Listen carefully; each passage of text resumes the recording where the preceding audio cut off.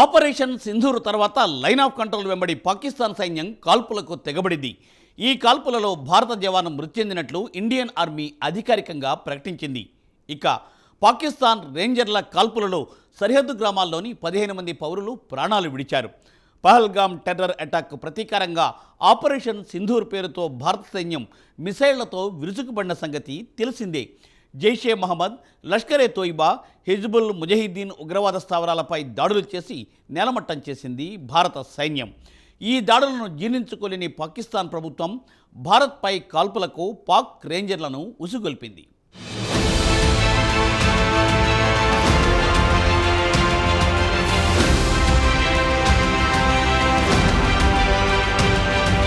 పహల్గామ్ ఉగ్రదాడిపై ప్రతీకారంతో రగిలిపోయిన భారత్ తానేంటో చూపించింది.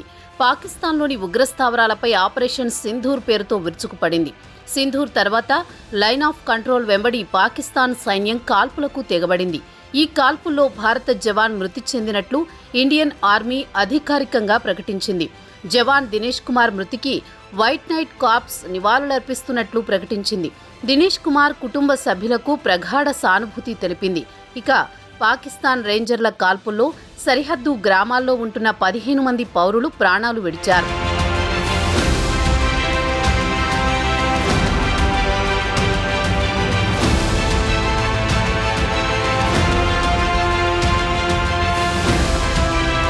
భారత్ చాలా ప్లాన్డ్గా పాకిస్తాన్లోని ఉగ్రస్థావరాలపై ఆపరేషన్ సింధూర్ పేరిట విరుచుకుపడింది. పాక్లోకి సామాన్యులు, ఆర్మీకి హాని చేయకుండా కేవలం ఉగ్రవాదులనే టార్గెట్ చేసింది.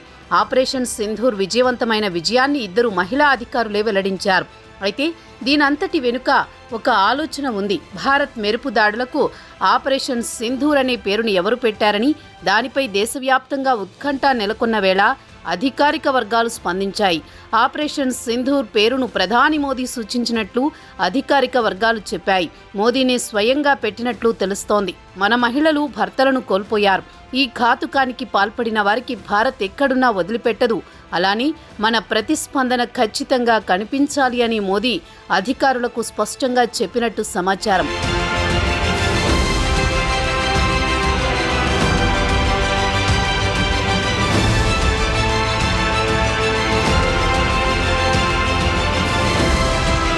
ఏప్రిల్ 22వ తేదీన పహల్గామ్లోని ప్రముఖ బైసరన్ లోయలో ఉన్న పర్యాటకులను ఉగ్రవాదులు లక్ష్యంగా చేసుకున్నారు. అక్కడ కనిపించిన ఉన్న జంటల్లో పురుషులను వేరుచేసి వారిని మతం అడిగి మరీ కాల్చి చంపారు.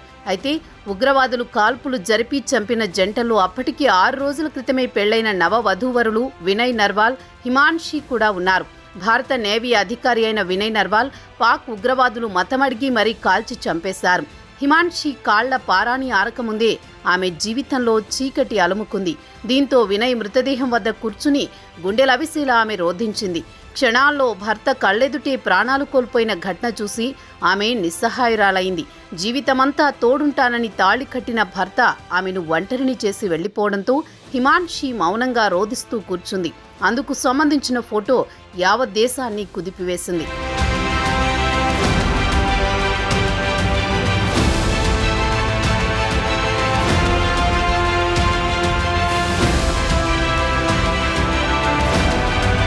అయితే హిందూ మహిళలు తమ వివాహ స్థితిని తెలిపేందుకు నుదుటిన బొట్టు పెట్టుకుంటారు. అలా కుంకుమ బొట్టును పెట్టుకోవడాన్ని సింధూరం పెట్టుకున్నారు అంటూ ఉంటారు.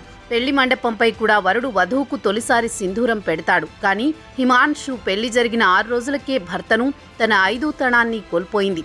ఇలా 26 మంది మహిళల సింధూరాన్ని దూరం చేసిన ఉగ్రవాదులపై ప్రతీకారం తీర్చుకునేందుకే భారత సైన్యం చేపట్టిన దాడికి ప్రధాని మోదీ ఆపరేషన్ సింధూర్ అని పేరు పెట్టినట్టు తెలుస్తోంది.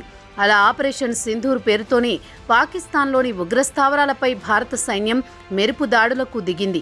మంగళవారం అర్ధరాత్రి 1:46 భారత ఆర్మీ, ఎయిర్ ఫోర్స్, నేవీ బలగాలు సంయుక్తంగా మిసైళ్లతో లక్ష్యాలపై విరుచుకుపడ్డాయి.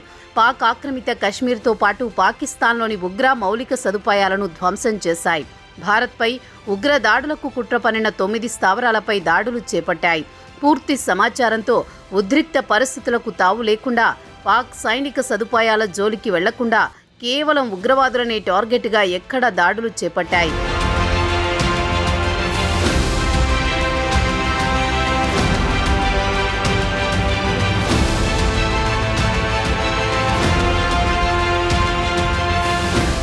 పాకిస్తాన్ భూభాగంలోని ఉగ్రస్థావరాలపై భారత్ జరిపిన మెరుపు దాడులపై ప్రపంచ దేశాలు స్పందించాయి. రెండు దేశాల మధ్య ఘర్షణను ప్రపంచం భరించలేదని ఐక్యరాజ్య సమితి ఆందోళన వ్యక్తం చేసింది. మిగిలిన దేశాల్లో ఎక్కువ శాతం భారత్కు మద్దతు తెలిపాయి. ఉగ్రవాదం ఏ రూపంలో ఉన్నా, ఏ దేశంలో ఉన్నా మట్టుపెట్టాలని మెజారిటీ దేశాలు ఆకాంక్షించాయి. భారత వైమానిక దాడుల నివేదికల గురించి తమకు తెలిసిందని, భారత్ పాకిస్తాన్ మధ్య నెలకొన్న పరిస్థితులను నిశితంగా పరిశీలిస్తున్నట్లు అమెరికా పేర్కొంది. దాడులు జరిగిన వెంటనే జాతీయ భద్రతా సలహాదారు అజిత్ దోభాల్ అమెరికా విదేశాంగ మంత్రి మార్కో రూబియోకు ఫోన్ చేశారు. అత్యంత ఖచ్చితత్వంతో దాడులు జరిపామని, పాక్ పౌరులు ఆర్థిక, సైనిక స్థావరాల జోలికి వెళ్లలేదని దోభాల్ పేర్కొన్నట్లు వాషింగ్టన్లోని భారత రాయబార కార్యాలయం తెలిపింది. భారత్ పాక్ మధ్య ఘర్షణలు అతి త్వరగా ముగిసిపోవాలని అమెరికా అధ్యక్షుడు డొనాల్డ్ ట్రంప్ ఆకాంక్షించారు. భారత్ మెరుపు దాడులపై స్పందించిన ట్రంప్ గత పరిణామాల ప్రకారం ఏదో జరగబోతోందని ప్రజలకు తెలుసని చెప్పారు. మేం ఓవల్ ఆఫీసులోకి వెళుతున్నప్పుడు దాడుల గురించి విన్నాం. గత పరిణామాలను ప్రకారం ఏదో జరగబోతోందని ప్రజలకు తెలుసని అనుకుంటున్నారు. ఇరు దేశాలు చాలా కాలంగా పోరాడుతున్నాయి. మీరు దాని గురించి ఆలోచిస్తే ఇరు దేశాలు దశాబ్దాలుగా, శతాబ్దాలుగా పోరాడుతున్నాయి. ఈ పోరాటం చాలా త్వరగా ముగుస్తుందని నేను ఆశిస్తున్నాను అని ట్రంప్ తెలిపారు.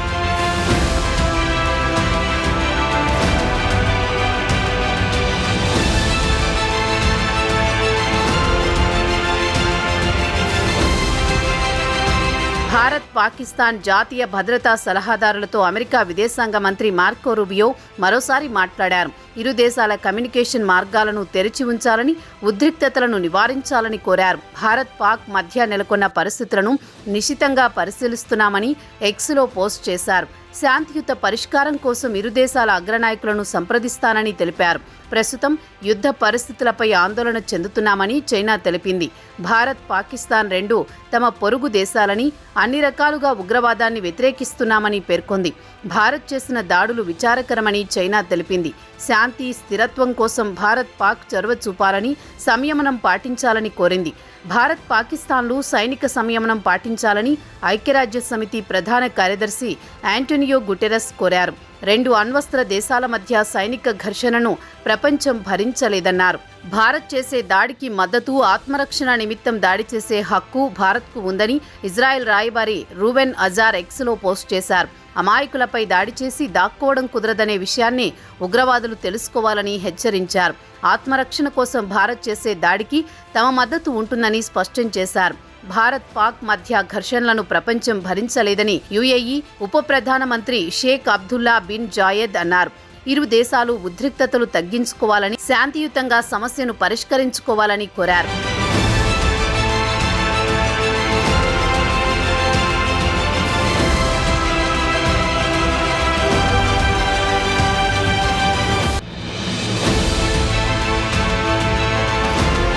పెహల్గాం దాడి జరిగినప్పుడే ఖచ్చితంగా వారికి సమాధానం ఉంటుందని ప్రధాని మోదీ హెచ్చరించిన సంగతి తెలిసిందే. భారతదేశ ప్రజల ఆకాంక్షలు, డిమాండ్ మేరకు ప్రధాని మోదీ ఇండియన్ ఆర్మీ మొదటి టాస్క్గా ఆపరేషన్ సింధూర్ విజయవంతం చేశారు. వెంటనే మరో వ్యూహాన్ని పాక్పై అమలు చేసే అవకాశాలు కనిపిస్తున్నాయి. ఈ క్రమంలో పాకిస్తాన్ ఎలా స్పందిస్తుందో, తదుపరి ఏం జరుగుతుందో ఉత్కంఠ నెలకొంది. అయితే భారత సాయుధ దళాలు పాకిస్తాన్, పాక్ ఆక్రమిత జమ్మూ కాశ్మీర్లోని 9 ప్రాంతాలపై క్షిపణి దాడులు నిర్వహించాయి. ఈ దాడులతో పాకిస్తాన్ స్పందించింది. తాను ఎంచుకున్న సమయంలో, ప్రదేశంలో దాడులు చేస్తుంది అని పేర్కొంది.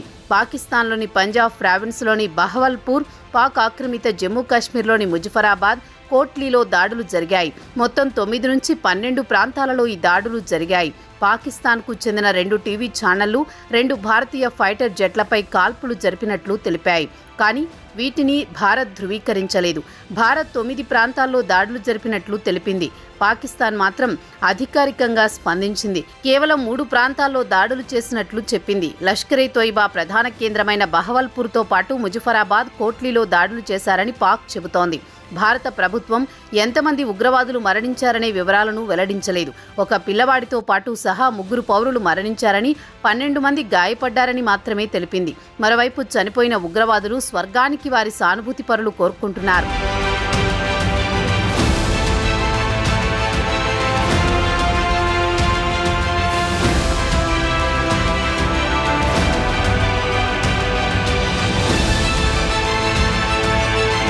భారత్ ఆపరేషన్ సింధూర్ దాడి నేపథ్యంలో పాక్ అప్రమత్తమైంది. ప్రతీకార దాడులకు సిద్ధమవుతున్నట్లు తెలుస్తోంది.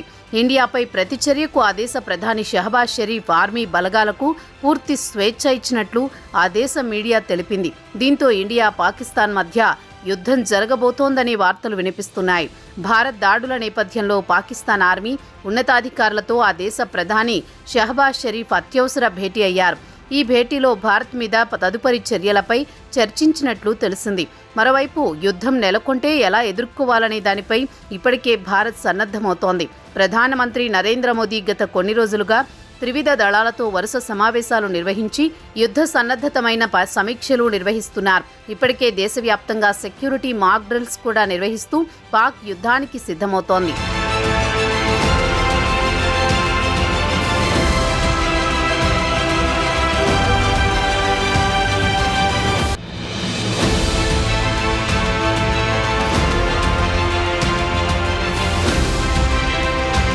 ఇప్పటికీ ఇరు దేశాల మధ్య యుద్ధ మేఘాలు అలుముకున్నాయి. త్వరలోనే పాకిస్తాన్పై భారత్ దాడి చేస్తుందని అంచనాలు వెలువడుతున్నాయి. ఈ నేపథ్యంలో జమ్మూలోని అంతర్జాతీయ సరిహద్దును ఆనుకుని ఉన్న ప్రాంతాల్లో బంకర్ల నిర్మాణాన్ని భారత ప్రభుత్వం వేగవంతం చేసింది. పహల్గామ్ ఉగ్రదాడి జరిగినప్పటి నుంచి జమ్మూ కాశ్మీర్ సరిహద్దు ప్రాంతాలను లక్ష్యంగా చేసుకుని పాకిస్తాన్ సైన్యం ఎడతెరిపి లేకుండా కాల్పులు జరుపుతోంది.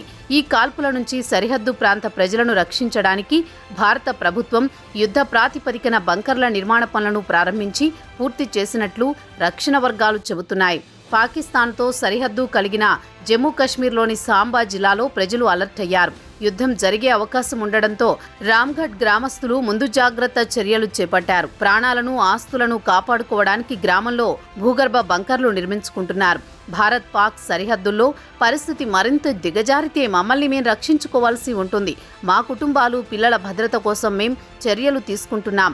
ఇందులో భాగంగా బంకర్లను నిర్మించుకుంటున్నామని రామ్గఢ్ గ్రామస్తులు చెబుతున్నారు. ఒక్కో బంకర్ నిర్మాణాన్ని 15 రోజుల్లోనే పూర్తి చేసి పాకిస్తాన్ ఆర్మీ కాల్పులను తట్టుకునేలా ఆర్సీసీ మెటీరియల్తో బంకర్లను నిర్మించారు. ప్రతి బంకర్లో 2 గదులు, 1 టాయిలెట్, ప్రత్యేక భోజన ప్రాంతం ఉన్నాయి. ఒక్కో బంకర్లో దాదాపు 50 మంది కూర్చునేలా ఏర్పాట్లు పూర్తవుతున్నాయి. గతంలోనూ భారత్ పాక్ మధ్య యుద్ధాలు జరిగాయి. అప్పట్లోనూ జమ్మూ కాశ్మీర్లో వందలాది కుటుంబాలు బంకర్లను నిర్మించుకున్నాయి. యుద్ధ సమయాల్లో రక్షణ కోసం వాటిని సిద్ధంగా ఉంచుకున్నాయి.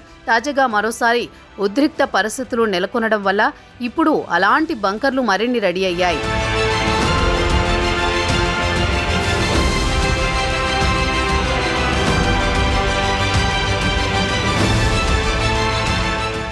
ఎప్పుడూ సిద్ధంగానే ఉన్నాం, ఎల్లప్పుడూ అప్రమత్తంగా ఉన్నాం అంటూ ఇప్పటికే ప్రకటించింది ఇండియన్ ఆర్మీ. భయం లేదు, కనికరం లేదు, మమ్మల్ని ఎవరూ ఆపలేరంటూ జలంతర్గాములు, డిస్ట్రాయర్లు, ఫ్రిగేట్లు వంటి యుద్ధ నౌకలను సైతం సిద్ధం చేసింది భారత్. పాక్ ఆర్మీ ఉగ్రవాదులు కలిసి వచ్చిన ఒంటి చేత్తో ఎదుర్కొంటామని ఇప్పటికే మాటల్లోనే కాదు చేతల్లో చేసి చూపించిన విషయం కూడా తెలిసిందే.